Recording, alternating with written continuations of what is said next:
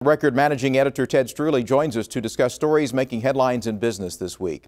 Ted, more lawsuits have stacked up against Chesapeake in recent days. What's the latest?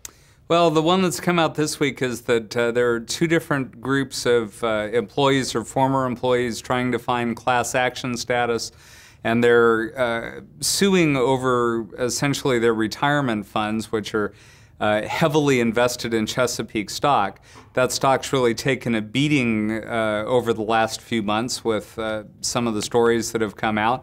And so some of these shareholders that are heavily invested are claiming that the company did not do enough to look out for them and to diversify their assets and protect them from that kind of a plunge in stock price. So that one's got a long way to go before we know how that might shake out. Speaking of lawsuits, Oklahoma pork producers are calling the lawsuit threats made against them by the Humane Society nothing but hogwash. The U.S. Humane Society is accusing the pork producers of not treating the animals properly in the way they're housed, particularly. The pork producers say, as you said, it's hogwash, a bit of nonsense that they care very much about the animals, they're well taken care of, they're not mistreated in any way. They really just wrote off the accusations blanketly.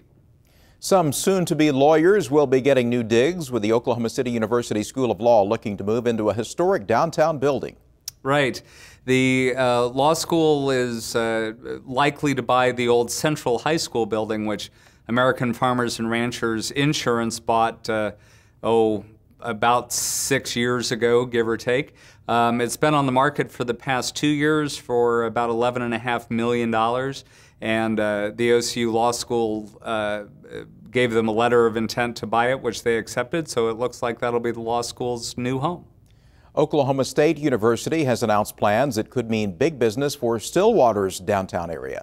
Right. You know, Stillwater has put a lot of money and effort into developing their downtown over the last couple of years.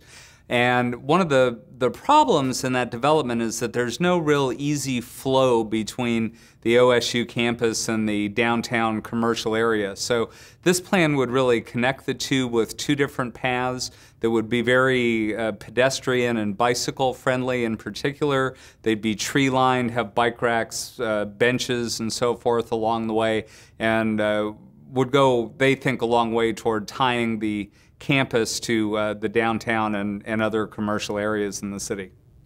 Over the years, we've discussed several lawsuits since we started the segment, but never one involving Hello Kitty until today. What's happening? I can never remember discussing Hello Kitty.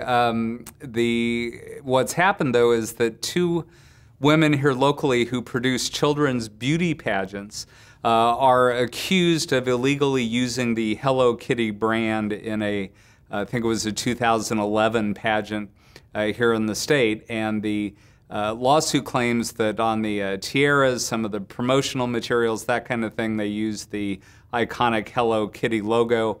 So the Japanese company that owns that brand has sued them over copyright infringement. And that's one you'll be watching for sure. You bet. Ted Streuli, Managing Editor of the Journal Record, thanks for joining us. My pleasure.